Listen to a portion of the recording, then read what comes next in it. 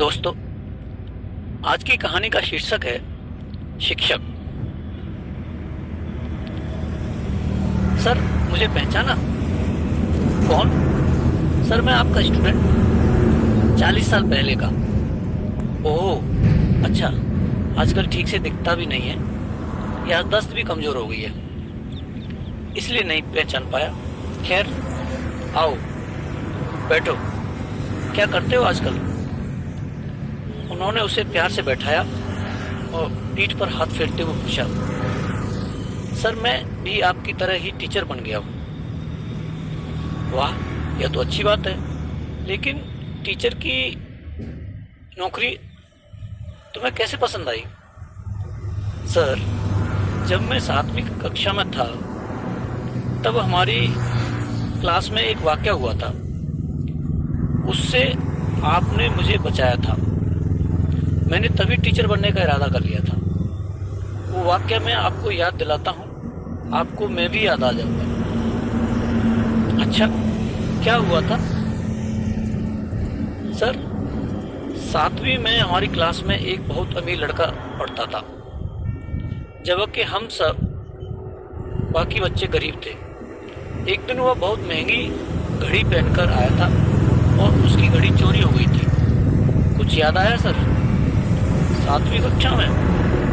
हाँ सर, उस दिन मेरा दिल उस घड़ी पर आ गया था और खेल के पीरियड में जब उसने वो घड़ी अपने पेंसिल बॉक्स में रखी थी तो मैंने मौका देखकर वह घड़ी चुरा ली। उसके बाद आपका पीरियड था। उस लड़के ने आपके पास घड़ी चोरी होने की शिकायत की। आपने कहा था कि जिसने भी वह घड़ी चुराई है उसे वापस कर दो, मैं उसे कोई सजा नहीं दूंगा। लेकिन डर के मारे मेरी हिम्मत ही नहीं हुई घड़ी वापस करने की। फिर आपने कमरे का दरवाजा बंद किया और हम सबको एक लाइन में आंखें बंद कर खड़े होने को कहा और यह भी कहा कि आप सबकी जेबें देखेंगे, लेकिन जब तक घड़ी नहीं मिल जाती तब तक कोई भी अपनी आंखें नहीं खोलेगा, वरना उसे स्कूल से निकाल दिया जाएगा।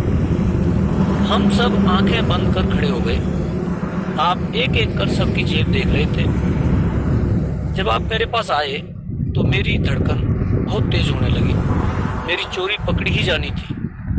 अब जिंदगी भर के लिए मेरे ऊपर चोर का ठप्पा लगने वाला था। मैं पछतावे से भर उठा था। उसी समय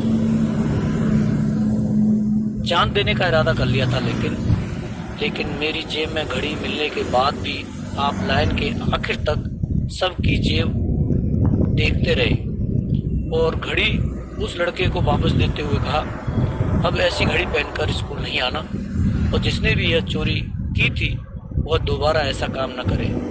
इतना कहकर आप फिर हमेशा की तरह पढ़ाने लगे। कहते कहते उसकी आंखें भर आई। वह रुंधे गले से बोला, आपने मुझे सबके सामने शर्मिंदा होने से बचा लिया। आगे भी कभी किसी पर भी आपने मेरा चोर होना जाहिर न होने दिया।